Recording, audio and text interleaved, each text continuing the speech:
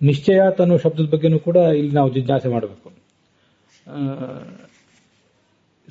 ನಿಶ್ಚಯಾತ್ ಸಾಧಯೇದರ್ಥಂ ಪ್ರಮಾಣಾಂತರಮೇವಚ ನ ನಿಶ್ಚಯಾತ್ ಸಾಧಯೇತ್ ಅಂತ ಅರ್ಥ. ಇದು ಈ ಶಾಸ್ತ್ರಯೋನಿತ್ವಾಧಿಕರಣದಲ್ಲಿ ಶ್ರುತಿ ಸಹಾಯ ರಹಿತಂ ಅನುಮಾನಂ ಕುತ್ರಚಿತ್ ನಿಶ್ಚಯಾತ್ ಸಾಧಯೇದರ್ಥಂ ಅನ್ನುವಲ್ಲಿ ಬಂದಿದೆ. ಅದು ಆ ನಿಶ್ಚಯಾತ್ ಅನ್ನೋದಕ್ಕೆ ಏನರ್ಥ? ನಿಶ್ಚಯಾತ್ ಅಂದ್ರೆ ಸ್ಫುಟಂ, ಸ್ಪಷ್ಟವಾಗಿ, ವಿವಾದಾತೀತವಾಗಿ, ಅನ್ಡೌಟೆಡ್ಲಿ ಅಂತ ಅರ್ಥ. ಪ್ರತ್ಯಕ್ಷ ಅಂತ ಅನ್ನೋದು ಅತೀಂದ್ರಿಯವಾದ ಸಂಗತಿಯನ್ನ ಸ್ಫುಟಂ, ನಿಶ್ಚಯಾತ್ ಅಂದ್ರೆ ಸ್ಫುಟಂ ಅಂತ ಅರ್ಥ. ಅದಕ್ಕೆ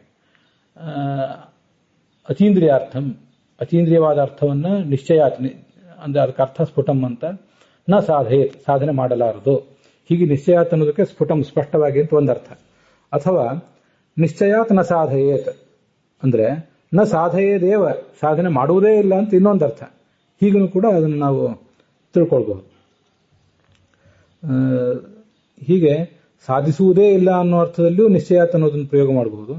ನಿಶ್ಚಯಾತ್ ಅನ್ನೋದಕ್ಕೆ ಅನ್ಡೌಟೆಡ್ಲಿ ಅಂತಲೂ ಅರ್ಥ ಆಗಬಹುದು. ಆದ್ರಿಂದಲೇ ವ್ಯವಹಾರದಲ್ಲಿ ನಾನು ಖಂಡಿತವಾಗಿಯೂ ಬರ್ತೇನೆ, ಖಂಡಿತವಾಗಿಯೂ ಬರೋದಿಲ್ಲ, ಹೀಗೆಲ್ಲ ಶಬ್ದ ಪ್ರಯೋಗ ಮಾಡುವಾಗ ಈ ನಿಶ್ಚಯಾತ್ ಅಥವಾ ನಿಶ್ಚಯೇನ ಅಂತ ಹೀಗೆಲ್ಲ ನಾವು ಪ್ರಯೋಗ ಮಾಡಬಹುದು. ತೃತೀಯ ವಿಭಕ್ತಿ ಪ್ರಯೋಗ ಮಾಡಿದ್ರು ತೊಂದರೆ ಇಲ್ಲ, ಪಂಚಮಿ ವಿಭಕ್ತಿ ಪ್ರಯೋಗ ಮಾಡಿದ್ರು ಅದಕ್ಕೆ ಏನೂ ತೊಂದರೆ ಇಲ್ಲ.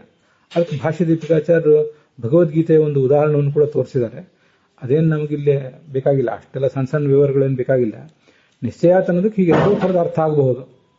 ಅದನ್ನೇ ಆವೃತ್ತಿ ಮಾಡ್ಕೊಂಡು ಬಿಟ್ರೆ ಅದು ಅತೀಂದ್ರಿಯವಾದ ಅರ್ಥವನ್ನು ಸಾಧಿಸುವುದೇ ಇಲ್ಲ, ಅತೀಂದ್ರಿಯವಾದ ಅರ್ಥವನ್ನು ವಿವಾದಾತೀತವಾಗಿ ಸಾಧಿಸುವುದಿಲ್ಲ, ಅತೀಂದ್ರಿಯವಾದ ಅರ್ಥವನ್ನು ವಿವಾದಾತೀತವಾಗಿ ಸಾಧಿಸುವುದೇ ಇಲ್ಲ ಅಂತ ಇಷ್ಟು ಮಾಡ್ಕೊಂಡ್ಬಿಟ್ರೆ ಪೂರ್ಣ ಸಿಗಬೇಕಾದ್ದೆಲ್ಲ ಸಿಗ್ತದೆ.